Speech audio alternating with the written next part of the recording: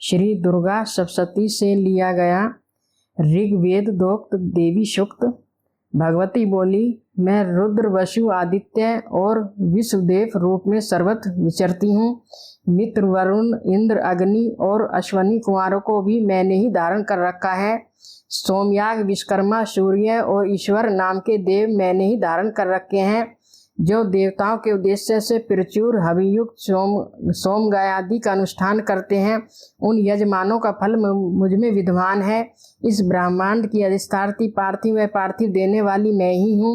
ब्रह्मा साक्षात संपत्ति ज्ञान स्वरूपा मैं हूँ। यह ज्ञान ही सब उपासनाओं का मूल है।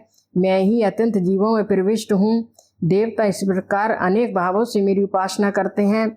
जीव जो अनादि खाद्य द्रवन भक्षण करता है, देखता है, वह प्राण धारण करता है तथा सुनता है, ये सब क्रियाएं मेरे द्वारा ही सिद्ध होती हैं। जो मुझको इस दृष्टि से नहीं देख सकते, वे नाश को प्राप्त होते हैं। हे सौम्य, तुमसे जो तथ्य कहे गए हैं उन्हें श्रद्धा पूर्वक सुनो। मैं यह उपदेश स्वयं दे रही हूँ। देवता और मनुष्यों द्वारा वही सेवित है। मैं जिसे चाहती हूँ उसे उच्च पद प्रदान करती हूँ। ब्रह्मा बनाती हूँ, तर ऋषि और सर्वज्ञान संपन्न सुमेधा बनाती हूँ।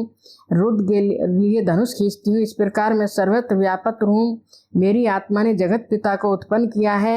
ईश के ऊपरी भाग में आनंदमय कोश के अंदर विज्ञानमय कोश में मेरा कारण अवस्थित है।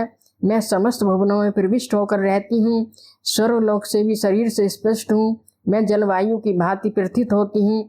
तभी ही यह सारी सृष्टि आरंभ होती है और यह मृत्यु लोक से भी परे मैं वर्तमान में हूँ। यही तो मेरी महिमा है। बोल भगवती दुर्गे माता की जय।